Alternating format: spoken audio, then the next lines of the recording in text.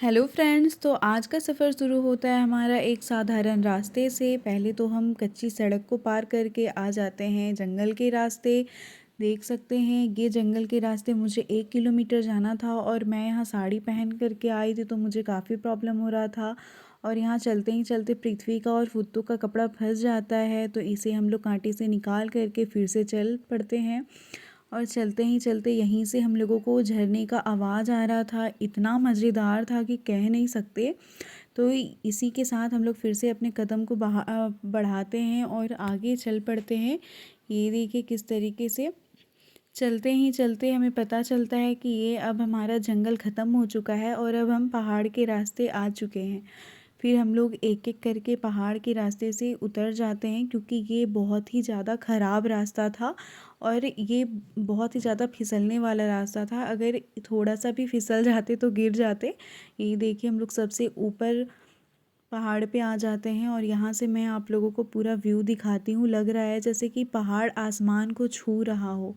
और ये लोग नीचे जा कर के मुझे बुला रहे थे कि आ जाओ यहाँ से देखिए। और यहाँ से मैं व्यू दिखा रही हूँ आप लोगों को कितना अच्छा है। और मुझे अभी भी यहाँ पूजा करने के लिए जाना था, ताकि मैं पूजा कर सकूँ। बहुत ही ज़्यादा ऊंचाई से हम लोग आए थे, फिर से हम लोग अपना रास्ता पकड़ के चल देते हैं।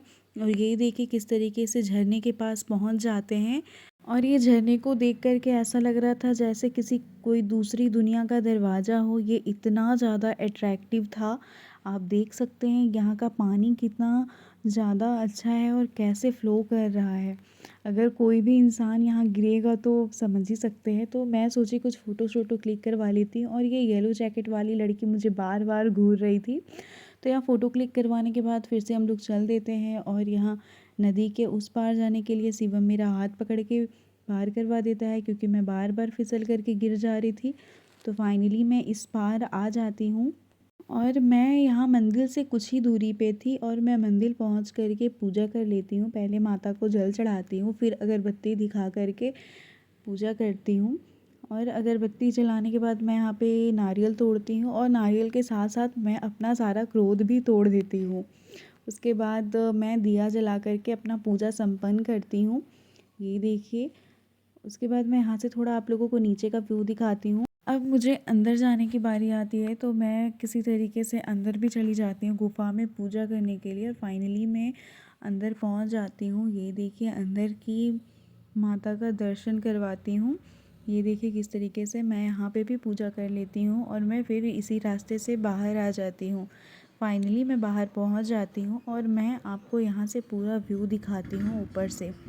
और यही रहा हमारा तमासिन वाटरफॉल। और यहाँ पूरे 3 झरने हैं और बोला जाता है कि वो जो सबसे बड़ा वाला झरना है उसका एक रहस्य है कि ये इतना ज़्यादा गहराई में है कि 7 घाटी का जोर भी इसकी गहराई को नहीं नाप पाता है, वो उससे भी ज़्यादा गड्ढा है।